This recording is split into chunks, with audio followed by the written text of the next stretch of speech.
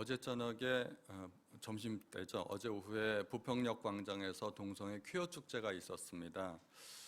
이 사람들은 퀴어 축제를 한다 그러면 전국에서 모입니다. 그래서 어떻게든지 그 사람 숫자를 많게 해야 되니까. 그래서 그것에 대비해서 인천 기독교연합회에서도 각 교회와 연합해서 그 퀴어 축제 반대 집회를 또 가졌었습니다. 그래서 우리 교회에서도 교역자들이 모두 참석했고, 그리고 한 9분의 성도님들이 같이 우리 다 같이 그 퀴어 축제 반대 집회에 참여했었습니다. 이 하나님의 무너진 창조 질서가 이 땅에서 회복이 되어야 되는데 오히려 역행하고 있는 그런 현상을 보면서 우리는 참 안타까운 마음을 가져야 되고, 이것을 남의 일처럼 생각하시면 안 됩니다. 우리 어제 있었던 그 퀴어 반대 집회 잠깐 동영상으로 한번 보실까요? 짧은 시간 동안 제작을 했으니까 한번 같이 보시겠습니다. 소리를 키워주십시오. 컴퓨터 볼륨이 꺼져 있는 것 같아요.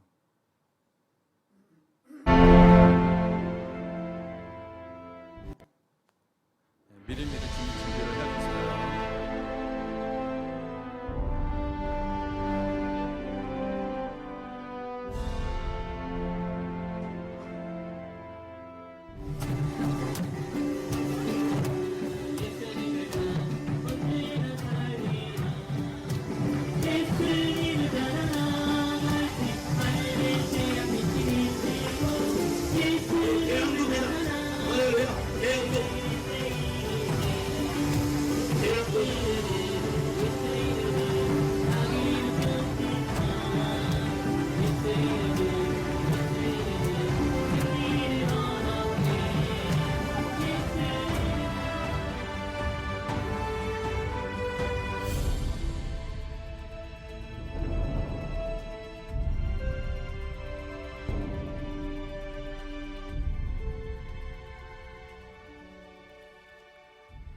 시간 관계상 많이 보여드리지 못하고 짤막하게만 보여드렸습니다.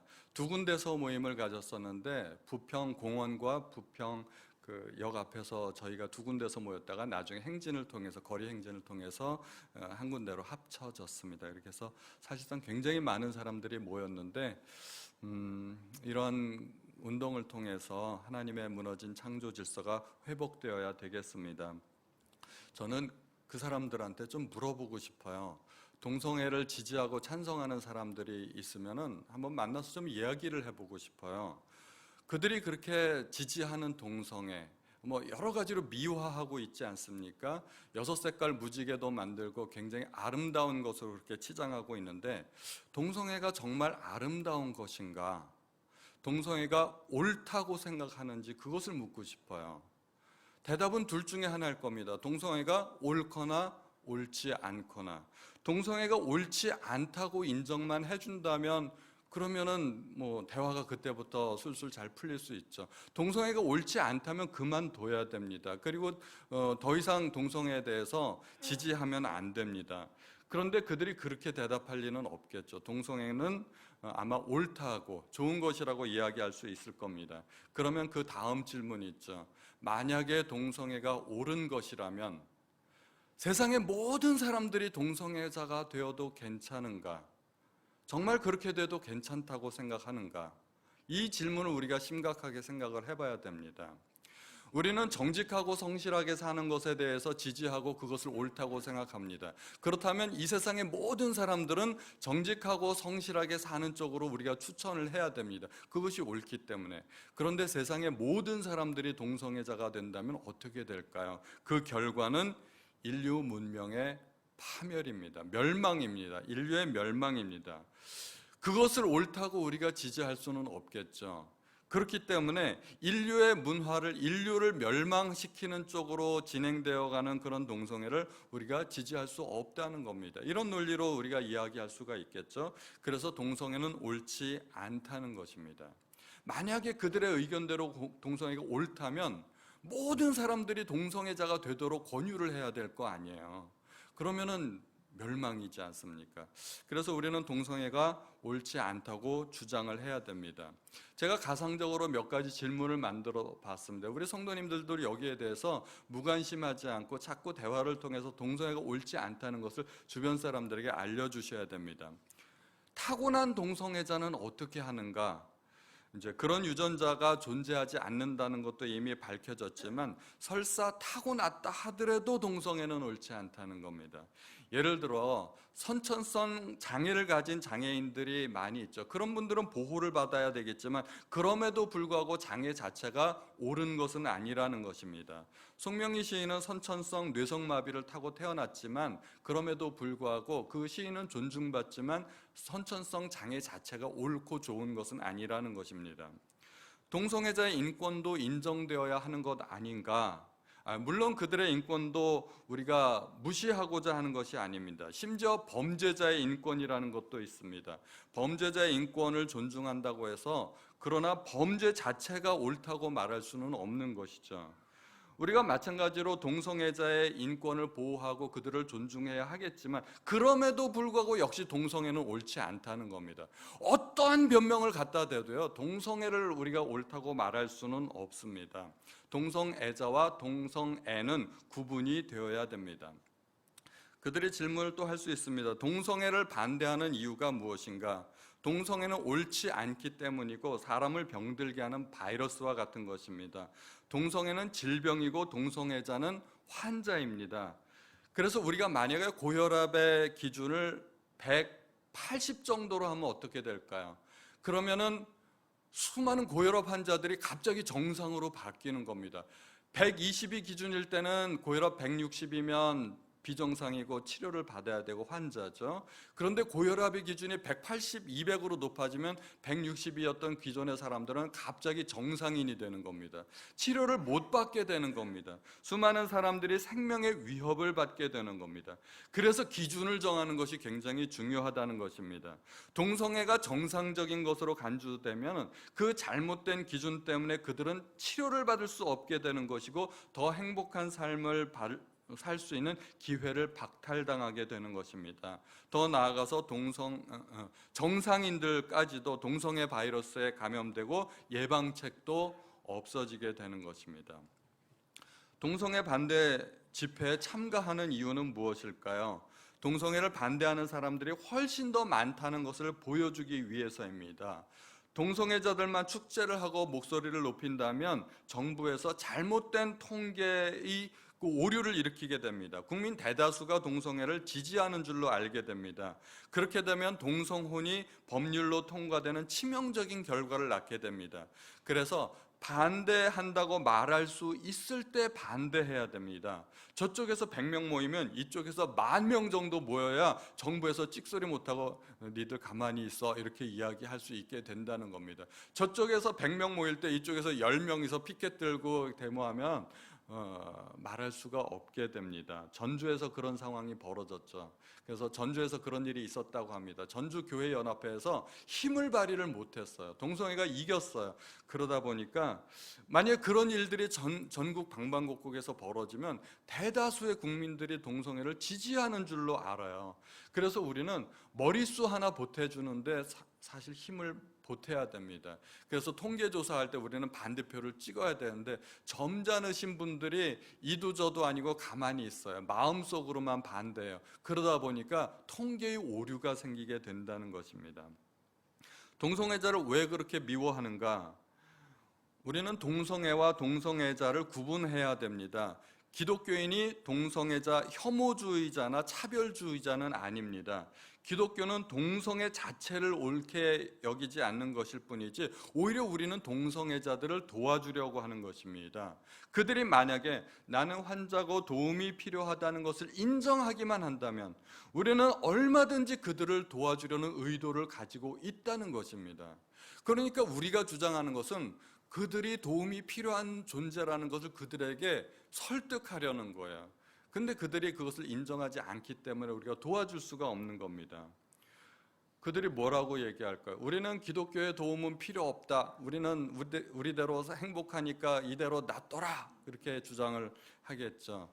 그러면 마지막으로 우리도 한마디 할 수가 있습니다. 만약에 정 그렇다면 니들끼리 조용히 살아라. 그러면 간섭 안 한다. 쓸데없이 공공장소에 나와서 축제를 하고 동성애가 옳은 것처럼 법을 바꾸려 한다면 우리도 우리의 의견을 말할 수밖에 없다 하는 것이 우리의 주장이라는 것입니다. 이해가 되시죠? 그러니까 이제부터 여러분들이 만나는 사람마다 동성애에 관련된 이야기가 나오면 그냥 조용히 계시지 마시고 그냥 한마디 정도 해주셔야 됩니다. 나는 반대한다. 그래야 반대의 목소리가 자꾸 여기저기서 들려야 이게 법률로 통과가 안 되는 겁니다. 법률로 통과가 되면 그때부터는 이제 내리막길입니다. 이게 제어 장치가 고장난 폭주기관차 같이 어디로 갈지를 모르게 되는 겁니다. 그래서 반대할 수 있을 때 반대해 주시는 것이 좋습니다.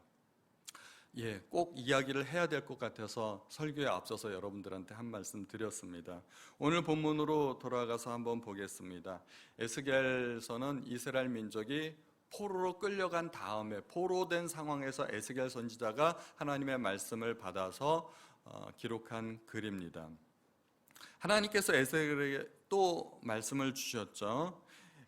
이스라엘에 남아있는 주민들이 에스겔과 에스겔의 친척들과 포로로 끌려가는 주민들을 향해서 이렇게 말을 한다는 것이에요. 15절에 보면 너희는 여호와에게서 멀리 떠나라. 이 땅은 우리에게 주어 기업이 되게 하신 것이라. 이게 참 얼마나 어이없는 말입니까? 완전히 적반하장입니다. 마치 자신들만 하나님의 선택받은 백성이고 그리고 자신들만 하나님의 편이라는 듯이 그렇게 이야기하는 것입니다. 그들은 에스겔과 포로민들은 하나님으로부터 버림받은 사람들이라고 생각했습니다. 그래서 예루살렘에 남아있는 것이 하나님의 선택이고 보호라고 착각했던 것입니다. 여기까지만 보면 외부에서 보면 그렇게 생각할 수도 있습니다. 그러나 우리는 하나님의 섭리를 생각해야 됩니다. 일단 포로로 끌려가면 더 이상 공격받을 일도 없고 학대받을 일도 없습니다. 비록 포로된 백성으로서 고달픈 삶을 살겠지만 그러나 더 이상 칼 맞을 일은 없다는 것입니다. 그러나 예루살렘에 남은 사람들은 어떻게 됩니까? 바벨론의 마지막 3차 침략을 받을 것이고 예루살렘은 3년 동안이나 완전 포위되어 가지고 농사도 못 짓고 식량 공급이 완전히 끊어져서 처참하게 멸망할 것입니다. 식량 공급이 끊어지니까 그들이 극심한 기근 가운데서 어떻게 합니까? 나중에는 자기 자식까지도 삶아먹는 그런 정말 처참한 상황에 이르게 되지 않습니까? 결국은 성벽이 무너지게 되고 하나님의 보호하심이라 믿었던 성전은 불타게 되고 수많은 사람들이 아주 잔인하게 죽임을 당하고 또 포로로 끌려가는 그런 일을 당하게 될 것입니다. 유다의 마지막 왕이었던 시드기야 왕도 자기가 보는 앞에서 자기 두 아들이 목베임을 당하는 그 처참한 죽음을 보게 되고 그리고 자기의 두 눈도 뽑히게 되고 쇠사슬에 묶여서 바벨론의 포로로 끌려가는 그런 상황을 겪어야만 합니다. 오히려 먼저 끌려갔던 여호야긴 왕이 나중에 시간이 지나면서 지위가 복권되고 오히려 정상적인 삶을 살게 됩니다. 그러니까 우리가 겉으로 보이는 현상, 나타난 현상만 가지고 쉽게 판단하면 안 됩니다. 매도 먼저 맞는 것이 낫다고 오히려 먼저 매 맞은 사람이 하나님의 은혜를 받은 사람들이라는 것입니다. 끝까지 남아있고 버티던 사람들은 더 처참한 결과를 맞게 되는 것입니다. 그러므로 우리는 하나님의 징계에 대해서 나쁘게만 생각하지 말아야 됩니다. 징계는 마치 수술과 같습니다. 몸속에 있는 종양을 떼어내기 위해서 몸에 칼을 대야 되고 몸을 갈라야 되고 몸의 일부를 떼어내야 되고 아픔을 겪어야 하지만 그래야 살아날 수 있는 것입니다. 수술은 결코 우리를 고통 속에 우리를 처박기 위해서 우리가 수술을 받는 것이 아니라는 것입니다. 살기 위해서 수술받는 것입니다. 그러므로 하나님의 징계를 피하려고만 하지 말고 하나님께서 징계를 주실 때 우리는 겸비한 마음으로 하나님의 말씀을, 하나님의 징계를 받아들이는 자세를 가져야 됩니다. 그리고 오히려 그 징계를 통해서 하나님의 거룩한 백성으로 거듭나게 되는 것입니다. 하나님의 의도는 그들을 망하게 하려는 것이 아니라는 것입니다. 그래서 예레미야 29장 11절에 보면 여호와의 말씀이니라 너희를 향한 나의 생각을 내가 아나니 평안이요 재앙이 아니라 너희에게 미래와 희망을 주는 것이니라. 이게 포로로 끌려가는 백성들에게 하나님께서 주신 말씀이에요. 그래서 예레미야 선지자들을 통해서 그들에게 너희는 그곳에 가서 돌아올 생각하지 말고 집을 짓고 땅을 개간하고 결혼해서 자식을 낳고 그곳에서 살아라. 너희가 끌려간 그 나라를 위해서 그 백성들을 위해서 기도하고 그들이 평안하기를 간구하라고 하나님께서 말씀을 주시는 것입니다. 오늘 본문의 말씀을 통해서 우리가 세 가지 정도 하나님께서 주시는 교훈을 생각해 보고자 합니다. 하나님의 임재하시는 곳이 바로 성소라는 것입니다. 에스겔과 수많은 백성들이 포로로 끌려가는 중에 예루살렘의 남은 백성들이 이렇게 이야기합니다. 너희는 여호와에게서 멀리 떠나라. 그러니까 너희는 하나님으로부터 버림받은 백성이라는 것입니다. 그런데 하나님은 그들의 기대와 전혀 다른 말씀을 하십니다. 오히려 하나님께서는 예루살렘을 떠나셨습니다. 그리고 포로로 끌려가는 백성들에게 향해서 이렇게 말씀하십니다. 이방인 가운데 흩어버린 백성들을 다시 모으겠고 내가 그 이방인들 나라에 찾아가서 잠깐이나마 그들에게 성소가 되어 주시겠다고 말씀하십니다. 바벨론에도 성소가 세워진다는 것입니다. 이 바벨론의 성소는 건물이 아닙니다. 이스라엘 공동체이며 하나님 자신입니다. 하나님이 계신 곳이 바로 성소입니다. 하나님의 백성이 있는 곳이 바로 성소가 됩니다. 하나님의 영광과 임재는 성전과 예루살렘을 떠났습니다. 오히려 바벨론에 포로된 백성들에게 함께 하시겠다고 말씀하십니다. 그래서 그곳이 성소가 되는 것입니다. 오늘날 신약시대의 성소는 하나님의 백성들이 모인 곳, 이곳 교회가 바로 성전이고 성소가 되는 것입니다. 우리가 천국을 생각할 때 천국은 어떤 곳일까요? 우리가 요한계시록의 말씀을 잘 떠올리게 되는데 황금길이 있고 12진주문이 있는 그런 화려한 온갖 보석이 다 박혀있는 그러한 곳을 생각할 수 있습니다. 그러나 천국의 본질은 물질적인 것이 아닙니다. 하나님의 임재가 있는 곳, 하나님의 통치가 있는 곳, 그곳이 바로 천국이고 하나님의 나라가 되는 것입니다. 그러므로 어디에 있는가 하는 것보다 더 중요한 것은 누구와 함께 있느냐 하는 것입니다. 세상에서 가장 맛있는 음식은 사랑하는 사람과 함께 먹는 음식입니다. 내가 제일 싫어하는 사람과 함께 마주 앉아서 음식을 먹는다면 100가지도 더 넘는 뷔페에서 음식을 먹는다 한들 그 자리가 좋지 않을 것 같습니다. 비록 라면에 떡볶이를 먹어도요, 내가 사랑하는 사람과 함께 마주 앉아서 음식을 먹는다면 그 자리는 정말 행복한 자리가 될 것이라고 생각합니다. 가장 좋은 여행은 어떤 여행일까요? 내가 사랑하는 사람과 함께 하는 여행이 행복한 여행이 될 것입니다. 사랑하는 사람과 함께만 있다면 그 어느 곳인들 행복하지 않겠습니까? 그래서 찬송가 438장을 보면은 높은 산이 거친들이 초막이나 궁궐이나 내 주 예수 모신 곳이 그 어디나 하늘나라 할렐루야 찬양하세 내 모든 죄 사함받고 주 예수와 동행하니 그 어디나 하늘나라 그런 가사가 있습니다. 주 예수님과 동행하는 곳이 하늘나라라는 것입니다. 그곳은 높은 산이 될 수도 있고 거친들이 될 수도 있습니다. 때로는 초막이 될 수도 있습니다. 그래도 그곳이 하늘나라라는 것입니다. 지금 에스겔은 포로로 끌려와서 그발강에서 운하공사에 투입된 막노동자일 뿐입니다. 포로로 끌려온 막노동자의 생활이 먹을 것 입을 것이 변변할 리가 없을 것입니다. 변변치 않을 것입니다. 포로된 백성들이 고통하고 신음 가운데 있을 때 하나님께서는 말씀하십니다. 내가 그들에게 성소가 되리라. 그 말은 곧 내가 너희와 함께 하겠다는 말씀입니다. 하나님을 잃어버린 백성들에게 가장 큰 위로가 무엇일까요? 하나님의 임재, 하나님께서 하시겠다는 말씀이야말로 가장 큰 위로와 소망을 주는 말씀이신 줄로 믿습니다. 우리 성도님들은 늘 하나님과 동행하시는 성도님들 되시기 바랍니다. 오늘 본문을 통해서 또 한 가지 징계를 주시는 하나님의 이유에 대해서 살펴보고자 합니다. 하나님께서 때로는 우리에게 고통을 허락해 주십니다. 그것은 징계입니다. 그런데 묘하게 마귀도 우리에게 고통을 줍니다. 그런데 마귀가 주는 고통과 하나님이 주는 고통의 목적지가 다릅니다. 하나님께서 주시는 고통은 죄를 멈추게 하고 하나님께로 돌아오게 하는 것이 목적입니다. 그래서 에스겔서 16장 말씀을 보면 41절에 불로 내 집들을 사르고 여러 여인의 목전에서 너를 벌할지라 내가 너에게 곧 음행을 그치게 하리니 내가 다시는 값을 주지 아니하리라.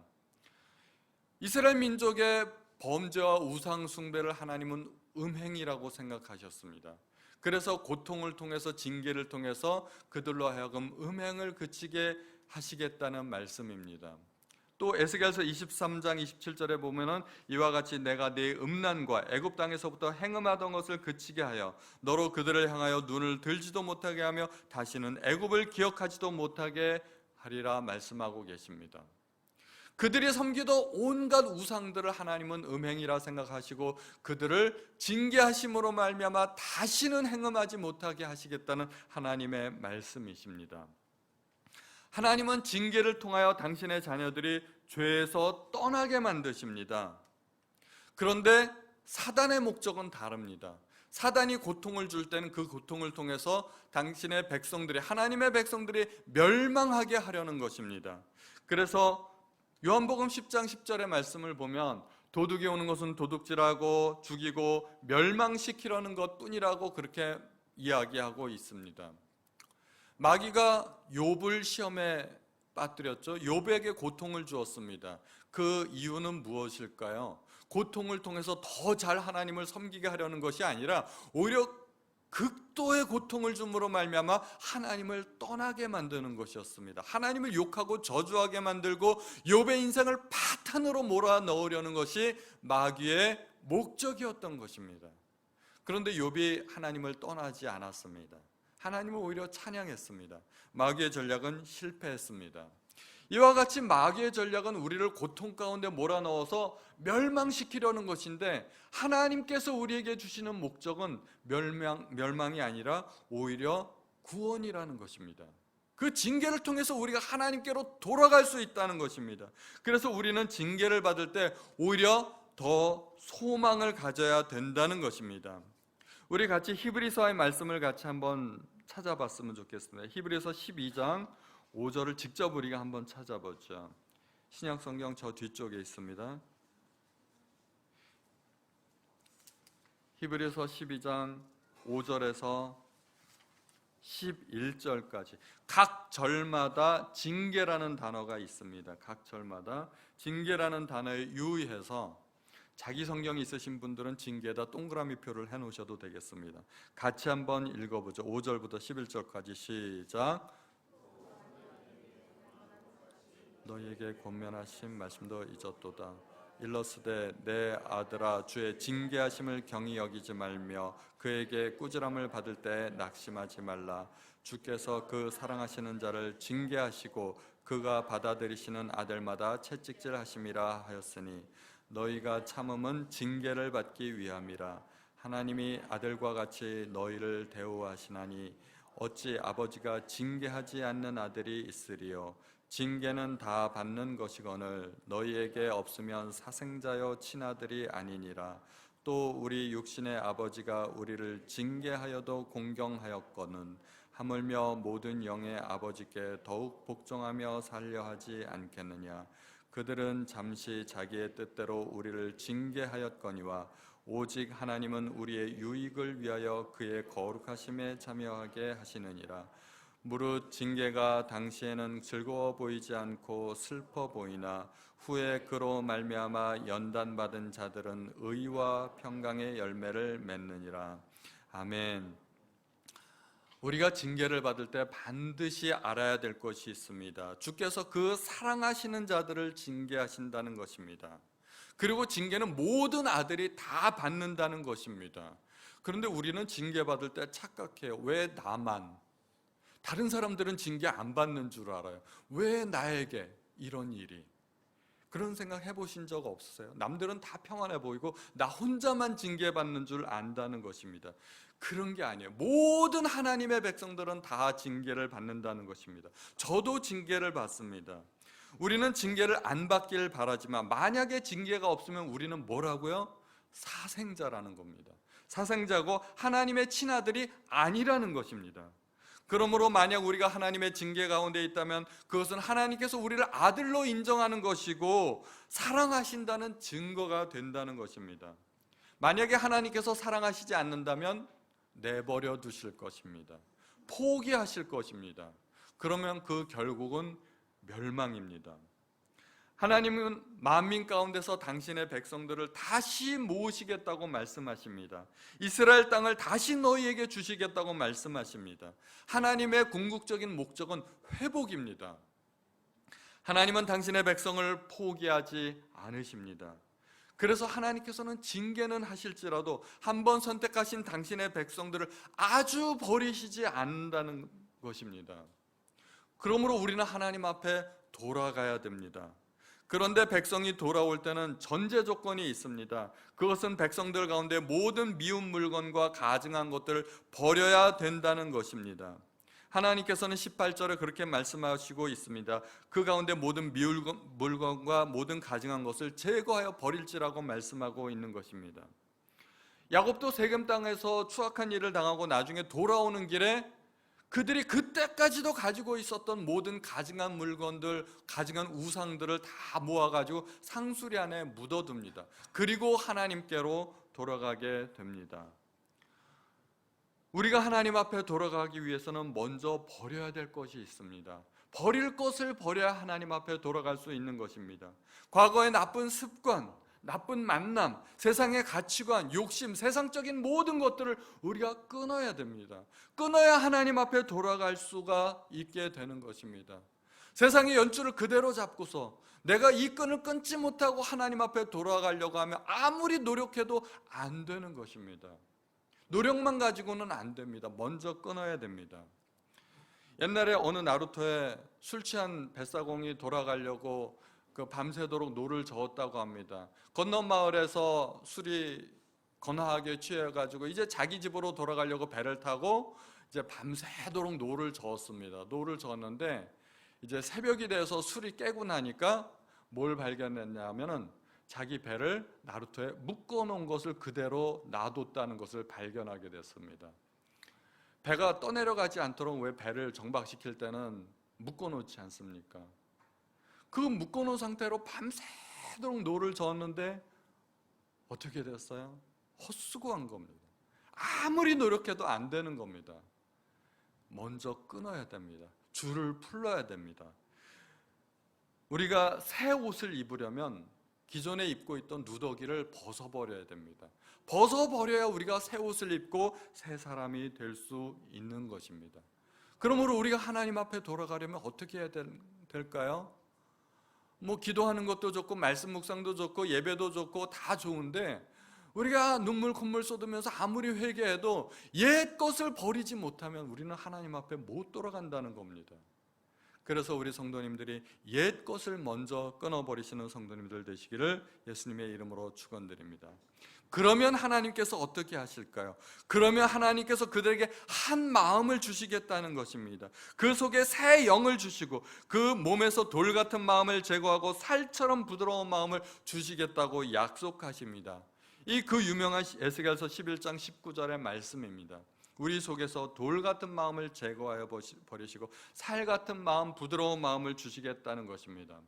돌 같은 마음은 완고한 마음입니다. 굳은 마음입니다. 변하지 않는 생각입니다. 절대로 회개하지 않는 마음입니다. 난 못해, 난 안 해 하고서 버티는 겁니다. 굳은 결단. 아무리 시끄럽게 내가 설교자가 떠들어도 나는 내 삶을 고집하고 난 바꾸지 않을 거야 하고 마음속에 굳게 결단한다면 그것이 돌 같은 마음이 된다는 것입니다. 돌 같은 마음을 가지고 있으면 아무리 찔러도 찔리지가 않습니다. 변화가 안 됩니다. 돌 같은 마음을 가지고 있으면 절대 돌아올 수가 없습니다. 결국은 회개하지 않고 망하게 됩니다. 그 사람이 성경에서 나오는 대표적인 인물 사울입니다. 사울과 다윗은 여러모로 차이가 있습니다. 그런데 사울은 끝까지 회개하지 않았습니다. 사무엘이 찾아가서 잘못을 지적했을 때 자기의 잘못을 인정하지 않았습니다. 변명했습니다. 2번이나 그렇게 했습니다. 그러나 다윗은 나단이 찾아가서 지적했을 때 그 자리에 엎드려서 자기의 잘못을 하나님 앞에 회개했습니다. 사울은 돌 같은 마음을 가진 사람이고 다윗은 부드러운 마음, 회개하는 마음을 가진 사람이었습니다. 여러분들은 어떤 마음을 가지시겠습니까?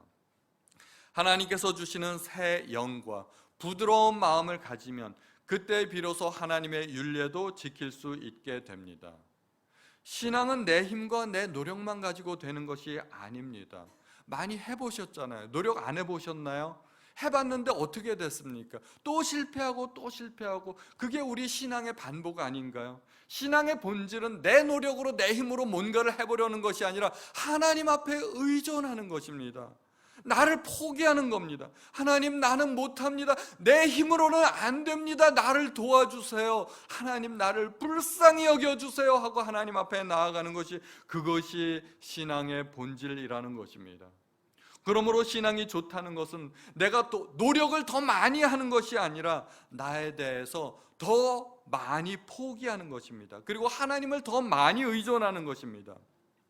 내 노력으로, 내 능력으로 무엇인가 해보려는 것은 아직도 신앙의 본질이 무엇인지 모르는 것입니다. 심지어 하나님을 의지하는 것조차 내 힘으로 안 되고 하나님의 성령의 능력으로 된다는 것입니다. 우리는 몸에 힘을 빼야 됩니다. 내 생각과 내 고집과 내 노력을 내려놓고 온몸에 힘을 빼고 하나님, 나를 도와주세요. 그렇게 하나님을 의지해야 되는 것입니다. 우리가 뭔가를 배우려고 하면 첫 단계가 있습니다. 가장 중요한 건, 뭔가를 배워보신 분들은 좀 아실 거예요. 가장 중요한 건 몸에 힘을 빼는 겁니다. 그런 말 들어보셨죠? 저도 예전에 3개월간 골프를 배워본 적이 있는데, 골프 강사가 자세를 가르쳐 주더라고요. 허리를 몇 도 굽히고 다리를 어떻게 벌리고 채를 어떻게 잡고 어깨를 어떻게 해주고, 이제 강사가 움직이는 대로 손으로 이렇게 자세를 바로 잡아줘요. 그 자세를 바로 잡아주는데, 제가 그 자세로 이렇게 딱 자세를 잡으니까 어떻게 되는 줄 아세요? 제가 긴장하니까 온몸이 뻣뻣해가지고 힘이 아주 잔뜩 들어가 있게 됩니다. 그랬더니 강사가 이렇게 어깨를 흔들어줘요. 그러면서 힘 빼세요, 힘 빼세요. 자꾸 힘 빼라고 그래요. 내가 힘 줘가지고 빡 치면 멀리 날아갈 것 같죠? 그게 그렇게 안 된다는 거예요. 힘 줘서 빡 치면 멀리 날아갈 것 같은데, 그게 아니고 힘 빼고 부드럽게 탁 치면은 그 부드러운 원심력에 의해서 공이 멀리 날아가게 되는 겁니다. 악기 배워보신 분들도 아실 거예요. 악기 처음 배우려고 그러면, 특히 피아노 처음 배우려고 그러면 손가락에 힘이 잔뜩 들어가가지고 내 의지로 움직여야 되니까. 근데 그게 안 돼요. 힘 주면은 뭔가를 못 배워요. 그래서 제대로 배우려면 처음부터 뭘 배우게 되느냐면 힘 빼는 법을 배우게 됩니다. 전문가들의 조언입니다. 전문가의 말대로 하려면 우리가 몸에 힘 빼는 것부터 배워야 됩니다. 그래서 우리는 신앙생활을 하면서 첫 단계가 힘 빼는 것. 힘을 빼가지고 완전히 말랑말랑한 헝겊 인형처럼 그렇게 되어야 됩니다. 그래야 하나님께서 잡아주시고 인도하시는 대로 갈 수가 있습니다. 인형극에 쓰이는 그 인형들 보세요. 헝겊 인형들이에요. 아니면 관절이 부들부들해가지고 그냥 놓으면은 축 처져가지고 이렇게 되고, 잡아가지고 세우면 이렇게 되고. 그 인형극에 쓰이는 인형극들은 다 그래요. 철사나 실을 빼고 나면은 그 탁 놓는 순간 그냥 이렇게 바닥에 철썩 주저앉지 않습니까? 그런 인형들만 인형극에 쓰일 수 있는 거예요. 우리 그 옷가게에 서 있는 마네킹들 있잖아요. 이 마네킹, 뻣뻣한 마네킹을 가지고 인형극에 쓸 수 있을까요? 못 써요. 뻣뻣해가지고 못 써요. 아무리 움직이려고 해도 안 움직입니다. 그런 마네킹은 인형극에 사용할 수가 없습니다. 그러나 헝겊 인형은 움직이는 사람이 움직이고자 하는 방향대로 움직일 수 있기 때문에 여러 가지 역할을 맡길 수가 있는 것입니다. 하나님과 우리와의 관계도 마찬가지예요. 우리가 힘을 빼야 하나님께서 우리에게 성령도 부어주시고 하나님의 뜻대로 우리의 인생을 이끌어 주실 수가 있다는 것입니다. 신앙은 노력이 아니라 의존입니다. 하나님을 의지해야 되는 것입니다. 율법을 지키는 것조차도 내 힘으로 되는 것이 아니라 하나님께서 내 안에 성령을 부어주시고 부드러운 마음을 주셔야 내가 율법도 지킬 수 있게 된다는 것입니다. 그렇게 되면 따라오는 한 가지 결과가 있습니다. 그것은 우리가 하나님의 백성이 비로소 될 수 있다는 것입니다. 오늘 말씀의 결론은 20절입니다. 내 율례를 따르며 내 규례를 지켜 행하게 하리니 그들은 내 백성이 되고 나는 그들의 하나님이 되리라. 그 결과는 그들이 하나님의 백성이 되고 하나님께서 그들의 하나님이 되어 주신다는 것입니다. 이것이 하나님께서 최종적으로 원하시는 것입니다. 관계가 회복되는 것입니다. 처음에 하나님께서 아담을 창조하실 때부터 처음부터 원하셨던 것은 창조주와 피조물의 관계가 회복되고 그 조물주와 피조물의 관계 안에서 부모와 자식의 관계 안에서 서로 교제하고 사랑의 관계를 회복하는 것, 사랑의 관계를 회복하는 것입니다. 하나님은 하나님으로서 대우를 받으시고 부모님으로서 대우를 받으시고 우리는 하나님을 경외하고 존중하는 것, 이러한 관계가 회복되는 것이 하나님과의 사람과의 회복되는 관계의 모습입니다.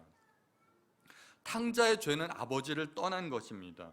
아버지를 떠나서 온갖 고난을 겪게 됩니다. 어떻게 회복될 수 있었을까요?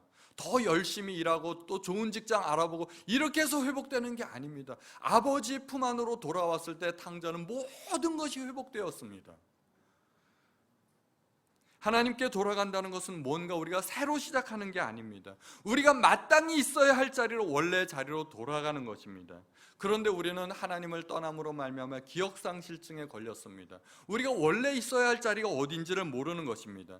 마귀 아래서 너무 오랫동안 생활하다 보니까 너무 그것이 익숙해져서 우리의 원래 정체성을 잘못 알고 있는 것입니다.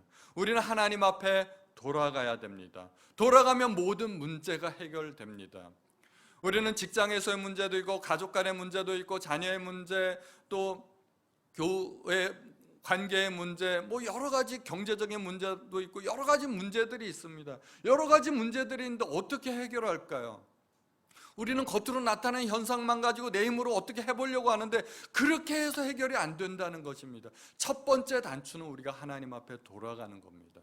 하나님 앞에 돌아가면 이것으로부터 시작해서 문제가 하나씩 해결되고 풀리기 시작한다는 것입니다. 우리 성도님들은 하나님 앞에 돌아가심으로 하나님의 거룩한 백성으로 거듭나시는 우리 성도님들 되시기를 예수님의 이름으로 축원드립니다. 우리 아까 말씀드린 찬송가 438장을 함께 찬양하시겠습니다.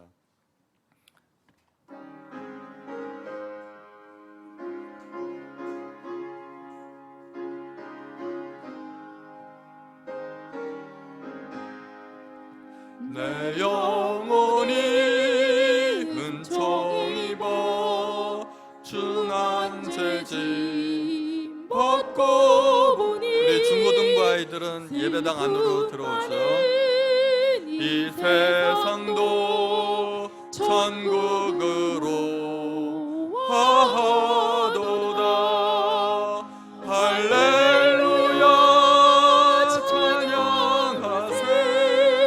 내 모든 죄 사함 받고 주 예수와 동행하니 그 어디나